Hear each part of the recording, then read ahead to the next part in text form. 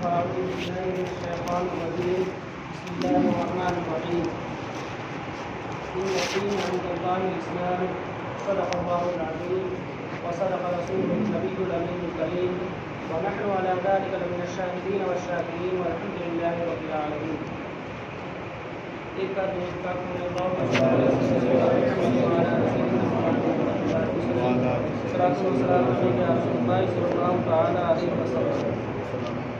جیسا کہ پہلے بھی ذکر کیا جا چکا ہے کہ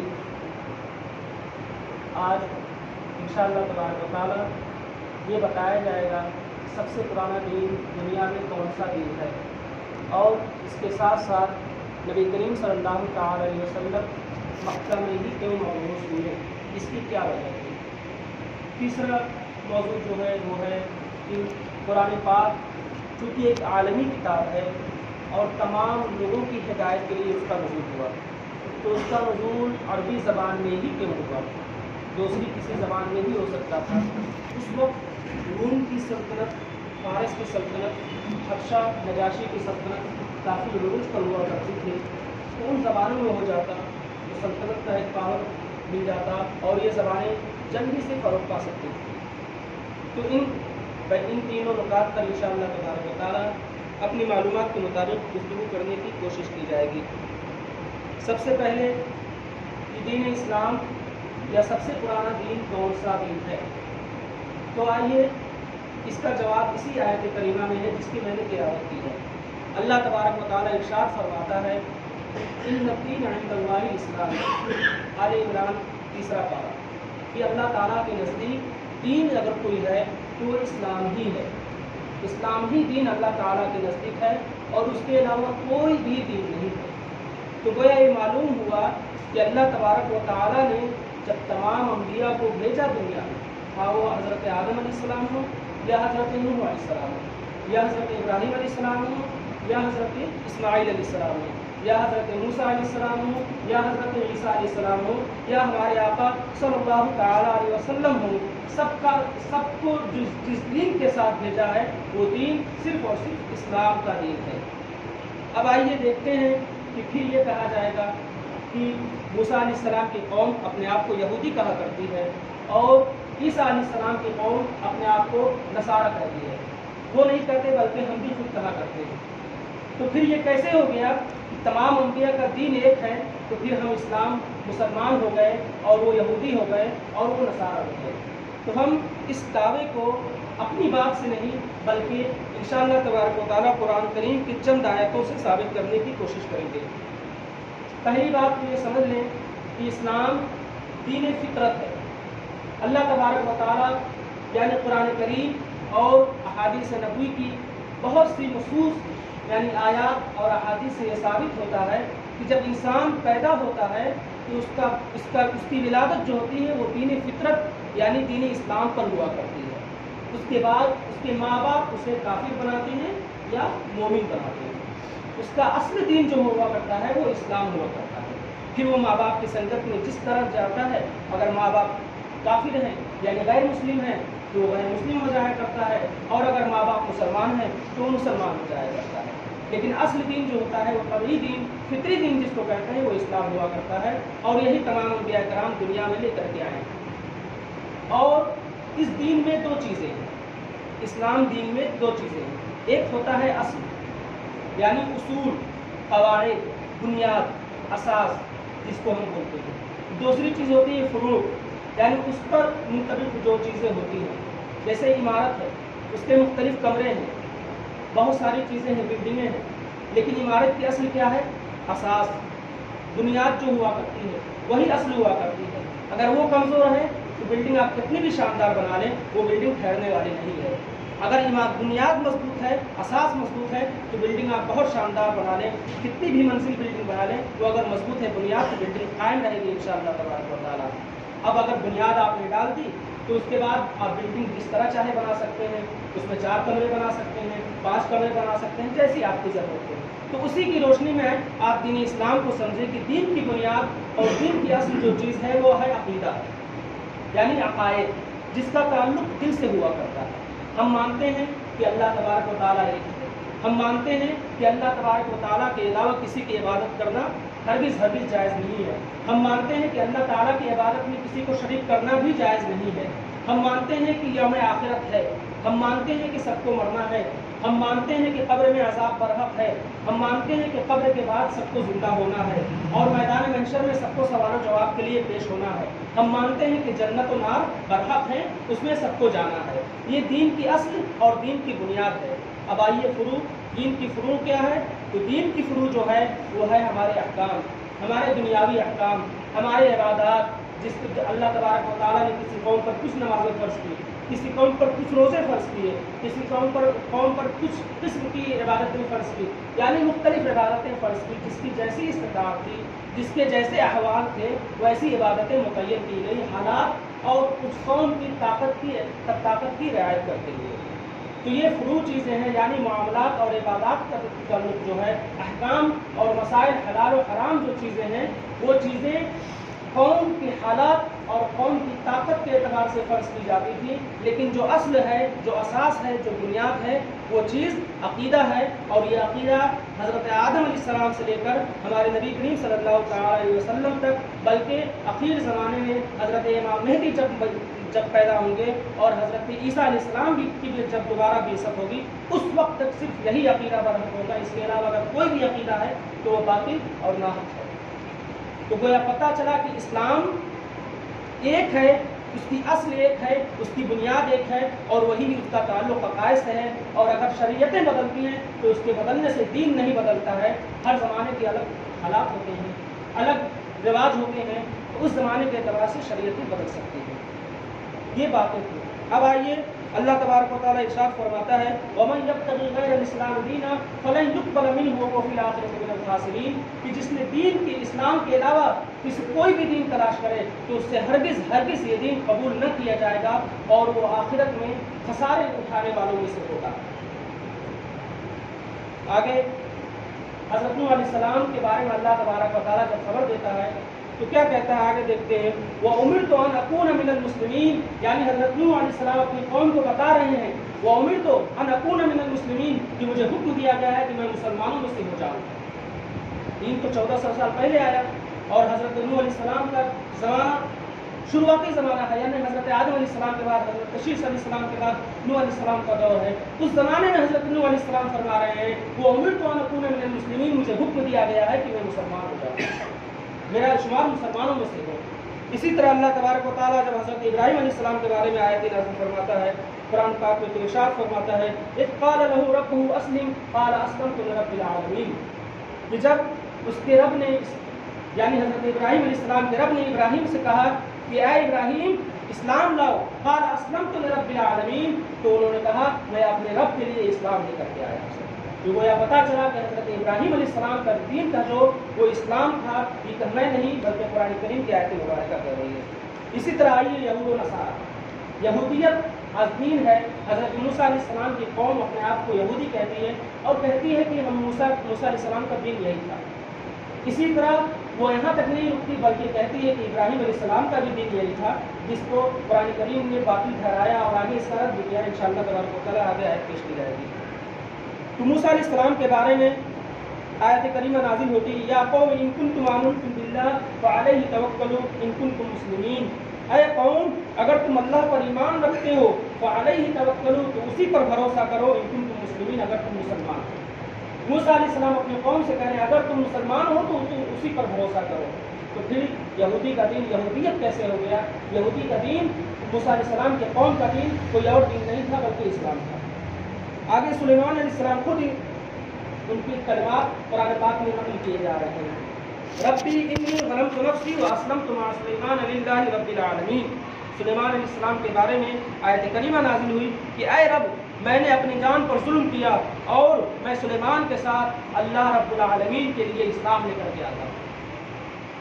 حضرت سلیمان علیہ السلام کے بارے میں بھی آیت کریمہ بتا رہی ہے کہ حضرت سلیمان علیہ السلام کا تعلق بھی دین اسلام سے تھا, کسی اور دین سے نہیں تھا.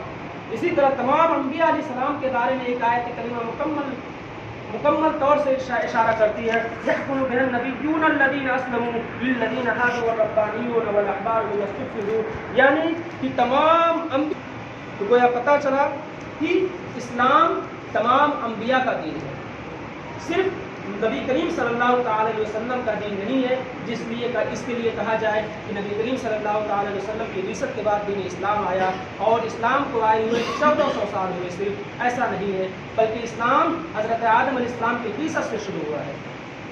آگے آپ دیکھیں کہ جب ان تمام انبیاء کے سفر پر، یعنی دعوت و تبلیغ کے سفر پر جب آپ نظر دوڑائیں گے تو ان کی دعوتیں 3 چیزوں پر منحصر تھیں، یا عام طور سے کہنے کی 2 چیزوں پر۔ ایک الدعوت الی اللہ، یعنی التوحید، توحید کی طرف دعوت، یعنی اللہ تعالیٰ کی وحدانیت کا اقرار، اللہ تعالیٰ کی عبادت اور اس کی عبادت میں کسی کو شریک نہ ٹھہرانا، یہ اصل ہے۔ تمام انبیاء اسی کی طرف دعوت لے کر کے آئے اور تمام قوم کو اسی کی طرف دعوت دی۔ دوسری چیز جو ہے وہ شریعت ہے، تمام انبیاء شریعت لے کر کے تو آئے، نماز روزے لے کر کے تو آئے، لیکن اپنے حالات کے اعتبار سے، اپنے قوم کے حالات کے اعتبار سے اور اس وقت کے زمانے کے رواج کے اعتبار سے۔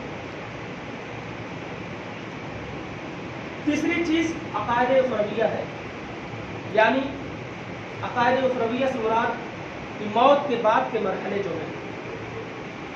جب نبی کریم صلی اللہ تعالی علیہ وسلم کی بعثت ہوئی تو سب سے زیادہ کفار مکہ نے جس چیز کا انکار کیا وہ یہی مرحلہ تھا، وہ یہی چیز تھی۔ وہ اللہ کو مانتے تھے، اللہ کی عبادت بھی کیا کرتے تھے، لیکن شرک بھی کیا کرتے تھے، اس کا بھی اقرار، اللہ کی عبادت کا اقرار کیا کرتے تھے لیکن شرک بھی کیا کرتے تھے، اور اس کے ساتھ ساتھ جس کا سب سے زیادہ مذاق اڑایا کرتے تھے وہ یہ تھا کہ موت کے بعد ہم پھر زندہ ہوں گے، کیا کہہ رہے ہو تم، پاگل ہو گئے ہو تم، اس طرح کی باتیں کیا کرتے تھے۔ تو تمام انبیاء اس تیسری چیز کو لے کر کے آئے شریعت کے بعد، عقائد اخرویہ یعنی موت کے بعد کے مرحلے کو تمام انبیاء لے کر کے آئے کہ موت برحق ہے، قبر میں سوال و جواب ہوگا اور اس کے بعد بعث ہوگی، یعنی قبر کے بعد جب قیامت کا وقت ہوگا تو میدان محشر میں سب کو اٹھایا جائے گا اور اس کے بعد جنت و نار کا فیصلہ ہوگا۔ ان تینوں چیزوں میں تمام انبیاء جو آئے دعوت لے کر کے آئے، انہی تینوں چیزوں میں منحصر تھے۔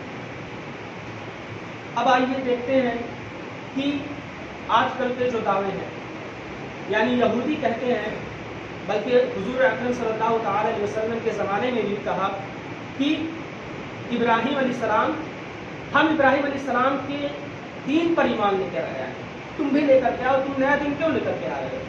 ہم اسماعیل علیہ السلام کے دین پر ایمان لے کر کے آئے ہیں، تم نیا دین کیوں لے کر کے آ رہے ہو؟ تم بھی اسی دین پر ایمان لے کر کے آؤ۔ تو قرآن کریم ارشاد فرماتا ہے ما كان ابراہیم یہودیا ولا نصرانیا ولکن کان حنیفا مسلما وما کان من المشرکین، کہ ابراہیم نہ یہودی تھے نہ نصرانی تھے، ولکن کان حنیفا مسلما، لیکن وہ سیدھے سادے مسلمان تھے اور مشرکین میں سے نہیں تھے۔ قرآن کریم نے صاف طور پر ان کے دعوے کو رد کیا اور بتا دیا کہ ابراہیم علیہ السلام جس کے دین پر ہونے کا تم دعویٰ کر رہے ہو وہ تو مسلمان تھے، اگر تم اپنے دعوے میں سچے ہو تو اسلام لے کر کے آؤ۔ دوسری جگہ ہے وقالوا كونوا هودا او نصارى تهتدوا قل بل ملة ابراہیم حنیفا وما كان من المشرکین، کہ انہوں نے کہا کہ یہودی ہو جاؤ، نصرانی ہو جاؤ، ہدایت پا جاؤ گے۔ قل بل ملت ابراہیم حنیفا، تو اے محبوب آپ فرما دیجئے نہیں، بلکہ ملت ابراہیم حنیف، دین حنیف ہے، دین اسلام ہے۔ اس کے بعد اللہ تبارک و تعالی ارشاد فرماتا ہے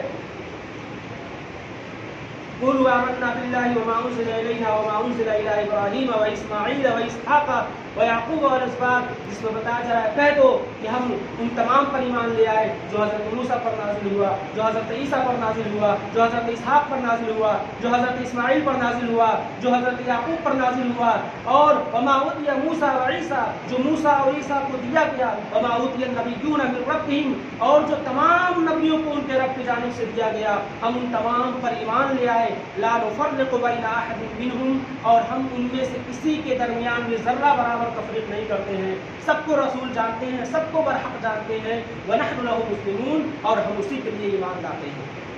اللہ تبارک و تعالیٰ قرآن کریم میں ارشاد فرما رہا ہے کہ ہم تمام انبیاء کے دین پر ایمان لا رہے ہیں اور تمام انبیاء کا دین ایک ہے، صرف اور صرف اسلام ہے۔ اب چونکہ سب سے پرانا دین دعویٰ یہ ہے کہ سب سے پرانا دین بت پرستی کا دین ہے، ہم لوگ اکثر دیکھتے رہتے ہیں کہ دعویٰ کیا جاتا ہے سب سے پرانا دین بت پرستی کا دین ہے، اور ہم لوگ اسی ملک میں رہتے ہی ہیں۔ تو آئیے اس دعوے کو دیکھتے ہیں کہ یہ دعویٰ کہاں تک صحیح ہے۔ تاریخ یہ بتاتی ہے کہ سب سے پہلے جو بت پرستی قائم ہوئی ہے وہ حضرت آدم علیہ السلام اور حضرت نوح علیہ السلام کے درمیان میں قائم ہوئی ہے، یعنی حضرت آدم علیہ السلام کی بعثت ہو چکی تھی، وہ دین اسلام لا چکے تھے اور اپنی آل اولاد میں دین اسلام کی تبلیغ کر رہے تھے، لیکن کہا جاتا ہے کہ ان کی قوم میں ان کے جو لڑکے تھے، ان کی آل اولاد میں وہ لوگ اپنے والدین کے بڑے فرما بردار ہوا کرتے تھے اور بہت ہی تعظیم و تکریم کیا کرتے تھے، بہت ہی عزت کیا کرتے تھے۔ تو ان میں سے ایک کسی کے باپ کی موت ہو گئی تو وہ بہت ہی غمزدہ ہوئے، چونکہ بہت ہی محبت کیا کرتے تھے اور والدین کے بہت ہی فرما بردار تھے، اطاعت گزار تھے، تو ان کو بہت زیادہ رنج و غم لاحق ہوا۔ تو شیطان وہاں پر ظاہر ہوا اور کہا کہ کیوں نہیں تم ایسا کرتے ہو، تمہیں باپ کی یاد بہت ستا رہی ہے، تمہارے والد کی یاد تمہیں بہت ستا رہی ہے، تم ایسا کرو کہ تم ان کی تصویر بنا کر کے قبلہ کی جانب لگا دو، تم دیکھتے بھی رہو گے ان کو، تمہاری آنکھوں کو ٹھنڈک ہوتی رہے گی اور تمہیں اپنے باپ کی یاد ہی نہیں آئے گی زیادہ۔ تو انہوں نے کہا، اس وقت ایمان تھا ان کے دل میں، وہ جانتے تھے کہ اللہ کی عبادت میں کسی کو شریک نہیں ٹھہرانا ہے، اور اگر ہم قبلہ کی جانب تصویر لگا دیں گے تو گویا یہ تمہید ہوگی اللہ کی عبادت میں کسی کو شریک ٹھہرانے کی۔ تو انہوں نے منع کر دیا، صاف انکار کر دیا کہ نہیں، ہم قبلہ کی جانب تصویر نہیں لگائیں گے۔ تو پھر شیطان نے حیلے سے کہا، ٹھیک ہے قبلہ نہیں لگاؤ گے، پیچھے لگا دو، قبلہ کی جانب تصویر نہیں لگاؤ گے، تمہیں عبادت میں خطرہ کا خوف ہے تو پیچھے تصویر لگا دو۔ تو انہوں نے پیچھے تصویر لگا دی، یہ سلسلہ چلتا رہا۔ اور جب کسی والد کا انتقال ہوتا، بیٹا اپنے والد کی تصویر اپنے پیچھے لگا دیتا، اور اسی طرح ایک زمانہ گزر گیا، ایک نسل گزر گئی، دوسری نسل آئی، دیکھی یہ لوگ تعظیم کرتے ہیں، تکریم کرتے ہیں ان فوٹو کی، ان صورتوں کی۔ آہستہ آہستہ یہ مرحلہ آ گیا کہ لوگ اس کی عبادت کرنے لگے اور پہلے کی تعظیم و تکریم کو بعد والے عبادت سمجھنے لگے، اور سمجھنے لگے کہ ہم تو اپنے آباء و اجداد کو اسی دین پر پایا ہے، یہی دین ہے اور یہی عبادت کر رہے ہیں۔ تو وہاں سے بت پرستی کی شروعات ہوئی، تاریخ یہ بتاتی ہے، جس کا ذکر قرآن پاک میں بھی ہے، وقال لا تذرن ودا ولا سواعا ولا یغوث ویعوق ونسرا۔ تو انہوں نے کہا کہ پادریوں نے، یعنی جن لوگوں نے عبادت کرنا شروع کر دیا تھا، بعد والوں نے جنہوں نے اعتراض کیا حضرت نوح علیہ السلام کی بعثت کے بعد، جب نوح علیہ السلام نے لوگوں سے کہا کہ یہ عبادتیں چھوڑ دو، اللہ تعالیٰ کی عبادت کرو، تو انہوں نے اپنی قوم سے کہا، پادریوں نے، یعنی جو اس وقت کے بت پرست تھے، انہوں نے کہا کہ تم ود اور سواع اور یغوث اور یعوق کو ہرگز نہ چھوڑنا، اور کہنا کہ ہم تو اپنے آباء و اجداد اسی پر قائم ہیں، ہم اپنے آباء و اجداد کی اسی کی عبادت کیا کرتے تھے، ہم کیسے چھوڑ سکتے ہیں؟ تو سب سے پہلے جو بت پرستی کی شروعات ہوئی وہ حضرت نوح علیہ السلام کی قوم نے کی ہے، وہیں سے بت پرستی کی شروعات ہوئی، اور اس سے پہلے حضرت آدم علیہ السلام کی بعثت دین اسلام کے ساتھ ہو چکی تھی، جس کا ذکر قرآن کریم میں صاف موجود ہے۔ دوسری بات کہ اب عرب میں چونکہ نبی کریم صلی اللہ تعالی علیہ وسلم کی بعثت ہوئی اور وہاں پر بت پرستی کا بہت زیادہ دور دورہ تھا، بلکہ مرکز مانا جاتا تھا اس وقت بت پرستی کا دور، حبل وہاں کا سب سے بڑا بت مانا جاتا تھا۔ وہاں پر بت پرستی کی شروعات کیسے ہوئی؟ بتایا جاتا ہے کہ وہاں پر عمرو بن لحی ایک شخص تھا، وہ وہاں سے شام گیا، اور شام میں گیا تو دیکھا کہ وہاں پر لوگ بتوں کی پوجا کر رہے ہیں۔ اس وقت مکہ میں بت کی پوجا نہیں ہوا کرتی تھی، لوگ دین حنیف پر، دین ابراہیم پر قائم تھے۔ تو دیکھا کہ وہاں لوگ بتوں کی پوجا کر رہے ہیں، تو انہوں نے کہا یہ کیا ہے، تم کس کی پوجا کر رہے ہیں؟ کہا یہ ہمارے بت ہیں، ہم ان سے بارش طلب کرتے ہیں تو یہ بارش کو برسا دیتے ہیں، ہم ان سے مدد طلب کرتے ہیں تو یہ مدد کر دیتے ہیں، اس لیے ہم ان کی عبادت کیا کرتے ہیں۔ تو اس نے کہا ایک ہم کو بھی دے دو تاکہ ہم بھی اپنے یہاں لے جائیں اور مدد طلب کریں اور بارش برسوا اور ان کی عبادت کریں۔ تو اس نے وہاں سے وہاں کے بت پرستوں نے اس کو حبل ایک بت دیا جو مکہ میں لے کر گیا اور وہیں پر نصب کر دیا گیا، جو مکہ کا سب سے بڑا بت تھا، اس کی عبادت ہونے لگی، اور پھر دھیمے دھیمے بت پرستی کو اتنا رواج ہوا کہ ہر قبیلے کا بت الگ ہوا کرتا تھا، ہر گھر کا بت الگ ہوا کرتا تھا، ہر گھر میں بت نصب تھے اور ہر کام کے لیے بت الگ ہوا کرتے تھے۔ کسی کام کے لیے جانا ہے تو اس بت کے پاس جاؤ، کسی اور کام کے لیے جانا ہے تو اس بت کے پاس جاؤ۔ اس قدر رواج ہو گیا تھا، جہاں پہلے دین حنیف تھا، جہاں پہلے دین اسلام تھا، جہاں صرف اللہ کی وحدانیت تھی، جہاں اللہ کی عبادت کے لیے سب سے پہلا گھر بسایا گیا تھا، ان اول بیت وضع للناس للذی ببکۃ مبارک وہدی للعالمین، کہ سب سے پہلا گھر عبادت کے لیے مکہ کعبہ شریف ہے، وہاں پر بت پرستی کا اتنا رواج ہو گیا تھا کہ ہر گھر میں سینکڑوں بت نصب کیے گئے تھے۔ یہ بت پرستی کی تاریخ ہے. اور یہود و نصارہ کی تاریخ بھی ہے، اور چونکہ وقت کم ہے اور ہم کو ایک پوائنٹ پر اور بھی کلام کرنا ہے، اس وجہ سے یہود و نصارہ کی تاریخ بھی ہے اور کیسے ان کا نام یہودیت پڑا اور کیسے نصارہ ان کا نام پڑا، وہ انشاءاللہ کبھی بعد میں گفتگو کی جائے گی اس موقع پر. آئیے دوسرے عنوان پر چلتے ہیں کہ نبی کریم صلی اللہ تعالیٰ علیہ وسلم کی بعثت مکہ میں ہی کیوں ہوئی. اس بارے میں ہم آپ کو بتا دیں کہ سب سے پہلے جب مکہ کا آپ جغرافیائی نقشہ دیکھیں گے تو جنوب میں فارس تھا. فارس میں بڑی سلطنت تھی، بڑی مشہور سلطنت. اس وقت 2 ہی سلطنتیں دنیا میں تھی، سب سے بڑی سلطنت فارس اور روم. دونوں کا پوری دنیا میں چرچا ہوا کرتا تھا.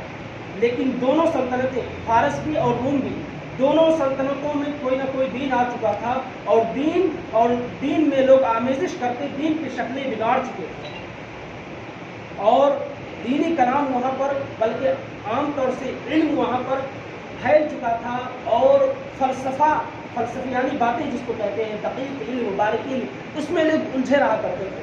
خود اس وقت ہندوستان کا بھی یہی حال ہے. ہندوستان کا فلسفہ بڑا مشہور فلسفہ ہے. یہاں کی ایک کتاب ہے کلیلہ و دمنہ، بڑی پرانی کتاب ہے جس کا ترجمہ مختلف دنیا کی مختلف زبانوں میں کیا گیا ہے. اس کو حاصل کرنے کے لیے نہ جانے بادشاہوں نے کتنے جتن کیے اور ایک شخص کو خاص یہاں پر بھیجا، یہاں سے وہ کتاب لے جائی گئی اور اس کا عربی میں ترجمہ کیا گیا جس کا نام کلیلہ و دمنہ پڑا. بڑی مشہور کتاب ہے اور ہمیں لگتا ہے کہ عربی طالب علم کے پاس ہر وہ کتاب ضرور ہوتی ہے. اس میں بڑی نصیحت آمیز باتیں اور بڑی فلسفانہ باتیں ہیں. تو اس وقت ہندوستان کا، چین کا، فارس کا، روم کا تمام فلسفے ہر جگہ پھیلے ہوئے تھے. یعنی سادہ گفتگو نہیں ہوا کرتی تھی، لوگ فلسفی کلام میں الجھے ہوئے تھے. لیکن عرب ایک ایسی جگہ تھی جہاں لوگ دل صاف تھے ان کے، اور ان کے زبان فلسفی باتوں سے الجھی ہوئی نہیں تھی. وہ کسی بھی نئے دین کو قبول کرنے کے لیے تیار تھے. ہاں ان کے یہاں جہالت تھی، ان کے یہاں برائی تھی، لیکن ان کے یہاں کچھ اچھائیاں بھی تھیں جو دین اسلام کے لیے سب سے زیادہ قریب کرنے والی تھی. دین اسلام سے ان لوگوں کو جو سب سے اچھی برائی تھی عرب والوں کے نزدیک، وہ تھی سچائی، صداقت اور سخاوت. 2 چیزیں عرب والوں کے نزدیک سب سے پہلے تھی، سب سے اول درجے میں ان کے پاس موجود تھی. وہ کبھی جھوٹ نہیں بول سکتے تھے. اور دوسری چیز سخاوت. عرب کی سخاوت تو مشہور ہے کہ وہ دوسروں مہمانوں کے لیے اپنی سواریوں کو ذبح کر دیا کرتے تھے اور اس کی پرواہ نہیں کیا کرتے تھے. مہمان آ جائے تو اپنے گھر کی عزت پر آنچ نہ آئے، اگرچہ سب کچھ گر جائے اور مہمان کی ضیافت میں کمی نہیں ہونی پائے. یہ چیز عرب کے نزدیک سب سے زیادہ عزیز تھی. اپنے گھر کی عزت اور صداقت، اپنے زبان کی عزت سب سے زیادہ عزیز تھی. اور یہی چیز اسلام کو ان کے نزدیک سب سے زیادہ قریب کرنے والی ہے. وہ صداقت ہی تھی کہ جب نجاشی کے پاس سوال جواب ہوا، جب حبشہ ہجرت کیے لوگ صحابہ کرام، جب وہ مکہ کے ظلم و ستم سے تنگ آ کر کے، تو نجاشی نے کہا کہ کوئی مکہ کا اور ہے تو اس کو بلاؤ تاکہ ہم اس نئے دین کے بارے میں کچھ نئی معلومات لیں. نیا دین آیا ہے تو مکہ کا ہی کوئی اور آئے گا تو وہ ان کے بارے میں اچھی معلومات ہم کو دے گا. تو ابو سفیان جو کہ اس وقت دشمن تھے، انہوں نے وہاں پر جھوٹ بولنا مناسب نہیں سمجھا. حالانکہ وہ چاہتے تو جھوٹ بول سکتے تھے، لیکن چونکہ عرب کے نزدیک صداقت ایک اہمیت رکھتی تھی، اس وجہ سے انہوں نے وہاں بھی جھوٹ نہیں بولا. اور جب نبی کریم صلی اللہ تعالی علیہ وسلم کی ہجرت کا وقت آیا تو اس وقت کفار مکہ نے پلان بنایا تھا کہ ان کو رات ہی رات قتل کر دینا ہے اور ہجرت نہیں کر دینا ہے، کیونکہ یہ مدینہ چلے گئے تو اس کا مطلب کہ دین پھیل جائے گا، ہم روک نہیں پائیں گے ان کو. تو محاصرہ کر لیا. تو رات میں جب محاصرہ کر لیا ابو جہل نے لوگوں کو لے کر کے، تو لوگوں نے کہا کہ ہم باہر کب تک کھڑے رہیں گے؟ دروازہ توڑ کے گھستے ہیں، گھر میں مار دیتے ہیں ان کو، کب تک کھڑے رہیں گے؟ ہم صبح تک انتظار کریں گے فجر تک ان کا. تو ابو جہل کی مروت نے اس وقت یہ انکار کر دیا کہ نہیں، عربوں کی شان یہ نہیں ہے کہ گھر میں بلا اجازت دروازہ توڑ کر کسی کے داخل ہو. یہ عرب کی وہ صفات تھی جو ان کو اسلام سے قریب کرنے والی تھی. اس لیے اللہ تبارک و تعالیٰ نے اسلام کی بعثت یعنی نبی کریم صلی اللہ تعالی علیہ وسلم کی بعثت کے لیے عرب کو چنا. اسی طرح آپ جب دیکھیں گے فارس کا حال یہ تھا کہ ان کے یہاں اپنی ماں سے بھی نکاح کرنا حلال تھا، اپنی بیٹیوں سے نکاح کرنا حلال تھا، اپنے پوتیوں سے، بلکہ یزدگرد ایک بادشاہ گزرا جس نے اپنی بیٹی سے نکاح کیا. لیکن وہیں آپ جب عرب کو دیکھیں گے تو یہاں پر پڑوسی کہ عورت کے لیے اپنی جان کی بازی اپنے کنبے کو قربان کر دینا فخر سمجھا کرتے تھے، بلکہ پڑوسی کی عورت تو ایک آزاد عورت ہے، اپنی باندی کی عزت پر اگر آنچ آ جائے تو اپنے کنبے کو لٹانے کے لیے تیار ہو جایا کرتے تھے۔ یعنی عورت کی اس قدر عزت و احترام کیا کرتے تھے۔ وہ الگ سی بات ہے کہ اپنی بیٹیوں کو زندہ درگور کر دیا کرتے تھے، وہ بھی ان کی غیرت کا نتیجہ تھا کہ اپنی بیٹی ہوگی تو ہم کو کسی کا سالہ بننا پڑے گا اور کسی کا سسر بننا پڑے گا، کوئی ہمارا داماد ہوگا، وہ ان کی غیرت تھی۔ لیکن عورت کی عزت وہ کرنا جانتے تھے، عورت کی عزت کے لیے اپنے کنبے کو قربان کر دینا وہ فخر جانتے تھے۔ لیکن وہیں فارس کے لوگ تھے کہ اپنی بہن بیٹیوں سے نکاح کرنا حلال جانا کرتے تھے۔ دوسری اور روم کی سلطنت، وہاں پر دھوکہ، کذب، خیانت اس قدر عام تھی کہ وہاں پر یہ چیزیں عام فخر سمجھا جایا کرتی تھی۔ وہیں پر عرب ہے کہ صداقت، سخاوت، انسانی مروت یہاں پر ان کا سب سے بڑا قیمتی سرمایہ تھا۔ اس سے وہ حد درجہ مطلب ایک بالشت، ایک انگل بھی تجاوز نہیں کیا کرتے تھے، وہ اس کے لیے اپنی جان تک دے دیا کرتے تھے۔ ہاں وہ جاہل تھے، ہاں وہ پرست تھے، ہاں وہ شراب نوشی کیا کرتے تھے، لیکن یہ چیزیں، یہ صفات اور یہ ان کی خصلتیں ایسی تھی جو اسلام سے ان کو قریب کرنے والی تھی۔